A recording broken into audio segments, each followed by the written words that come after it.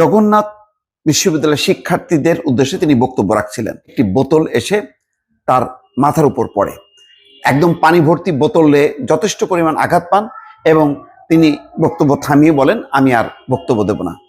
মাহফুজ আলম যখন ছাত্রদের সমাবেশ থামানোর জন্য গিয়েছিল, সেখানেই তাকে বুয়া বুয়া স্লোগান দিয়েছিল এবং সাথে সাথে তার উপরে পানি ভর্তি 2 লিটারের বোতল নিক্ষেপ করেছে। সাথে সাথে তার মাথায় প্রচণ্ড আঘাত পেয়েছে।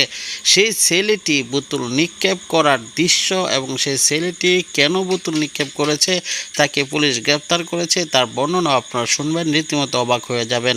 মাহফুজ আলম এর প্রতিক্রিয়াতে কি করেছে না টেনে শেষ পর্যন্ত ভিডিও শেষ অংশ পর্যন্ত দেখতে থাকুন।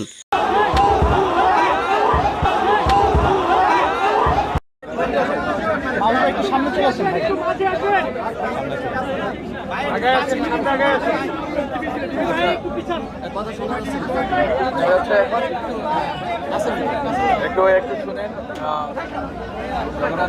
জগন্নাথ বিশ্ববিদ্যালয়ের শিক্ষার্থীরা যেই দাবি নিয়ে এসেছিলেন, গতকালকে রাতে আমার সাথে কথা হয়েছিল যে আমরা আজকে রাত্রে বসবো। আরেকটা কথা হয়েছিল যে আগামীকালকে শিক্ষা উপদেষ্টার সাথে কথা হবে। তো এই দুটি কথা আমাদের ছিল যে আমরা বসে ডায়ালগ করে আমরা কথা বলে এটা সমাধান করব। কিন্তু যেহেতু আপনারা মনে করেছেন, আপনারা ন্যায্য মনে করেছেন, আপনারা রাস্তায় নেমে এই দাবি আদায় আপনাদের কাছে ন্যায্য মনে হয়েছে, সেটা আপনাদের অধিকার বটে। এখন আমাদের বক্তব্য হচ্ছে, আজকে যেভাবে আন্দোলনে, প্রথম কথা আমি যেটা বলতে চাই, আজকে যেভাবে আন্দোলনে পুলিশের কিছু সদস্য হয়তো আপনার উস্কানি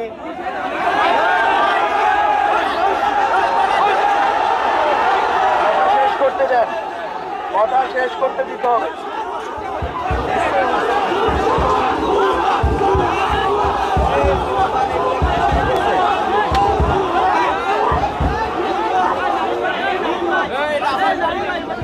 আমি কথা বলবো না, আমি কথা বলবো না।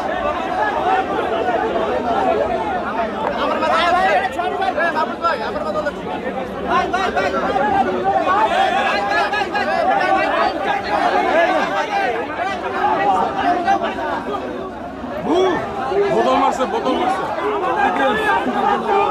মানতে হবে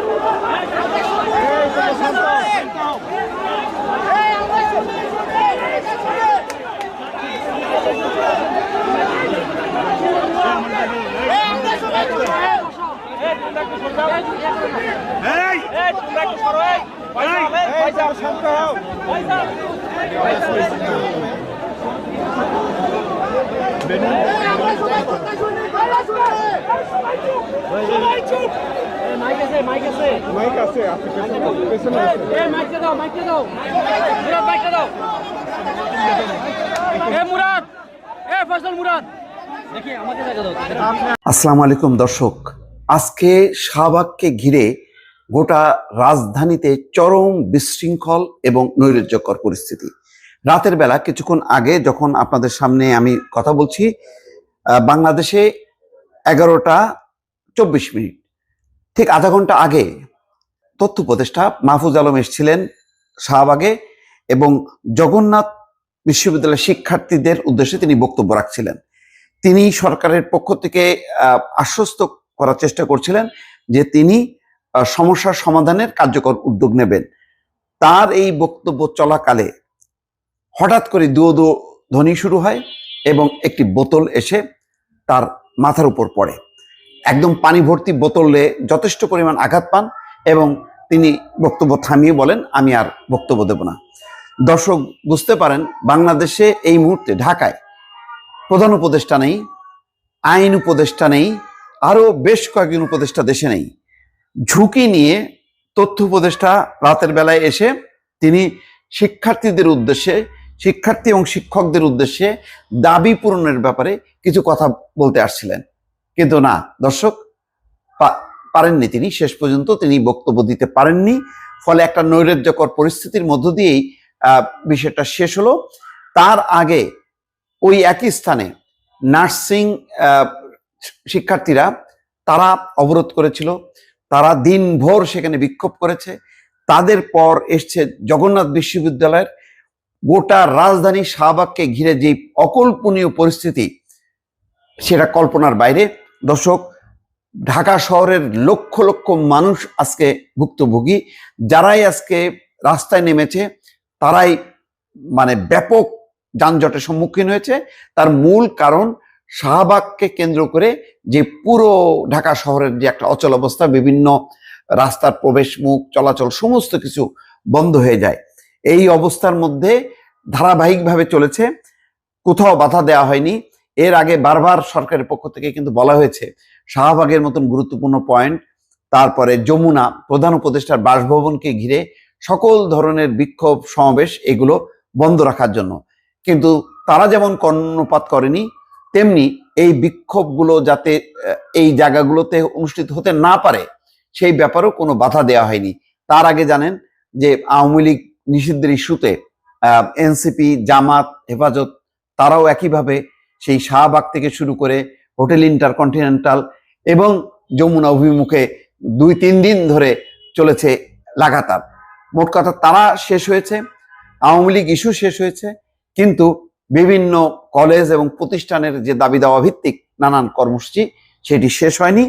ফলে একটি বাজে অবস্থার মধ্যে চলে গেল পুরো পরিস্থিতি। বলা হচ্ছে রাজধানীর কাকরাইল মোড়ে বিক্ষোভরত জগন্নাথ বিশ্ববিদ্যালয়ের শিক্ষার্থীদের সঙ্গে যোগ দিয়েছেন আরো কয়েকশো শিক্ষক শিক্ষার্থী। বুধবার বিকেলে বিশ্ববিদ্যালয়ের 8টি বাসে করে তাদের সঙ্গে যোগ দেন শিক্ষক শিক্ষার্থীরা। তাদের মধ্যে জগন্নাথ বিশ্ববিদ্যালয়ের উপাচার্য মোহাম্মদ রেজাউল করিম এবং কোষাধ্যক্ষ অধ্যাপক সাবিনা শারমিনও রয়েছেন, এবং তারা থাকা অবস্থায় তাদের পাশে দাঁড়িয়ে বক্তব্য রাখছিলেন, যে শান্ত হওয়ার চেষ্টা করছিলেন, বলছিলেন যে আপনাদের দাবিগুলো আমি জেনেছি, আমি এই ব্যাপারে পদক্ষেপ নেব। এমন একটি কথা বলার মাঝখানেই একটা বাজে পরিস্থিতি, যিনি এই পরিস্থিতির মধ্যে ঝুঁকি নিয়ে আসলেন সমাবেশে, তিনি আক্রান্ত হলেন।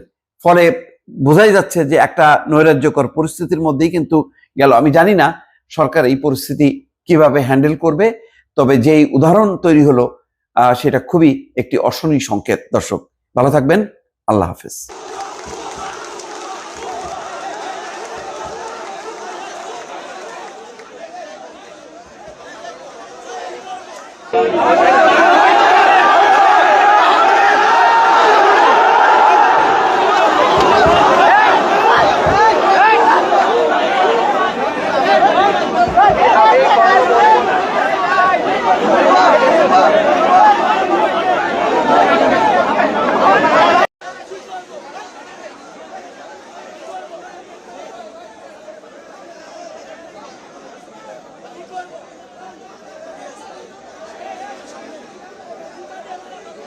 প্রিয় দর্শক, সম্পূর্ণ ভিডিওটি দেখলেন, বুঝতে পেরেছেন ভালোর কোনো বাত নেই, সেটাই স্বাভাবিক। যে মাহফুজ আলম সে সরকারের একজন উপদেষ্টা হয়ে সেখানে যাওয়ার তার কোনো উদ্দেশ্য ছিল না, এবং যাওয়ার কোনো ব্যক্তিগত কারণ ছিল না, এবং তার কোনো লাভও সেখানে ছিল না। কিন্তু সেখানে গিয়েছিল তাদেরকে সান্ত্বনা দেওয়ার জন্য এবং তাদেরকে বোঝানোর জন্য।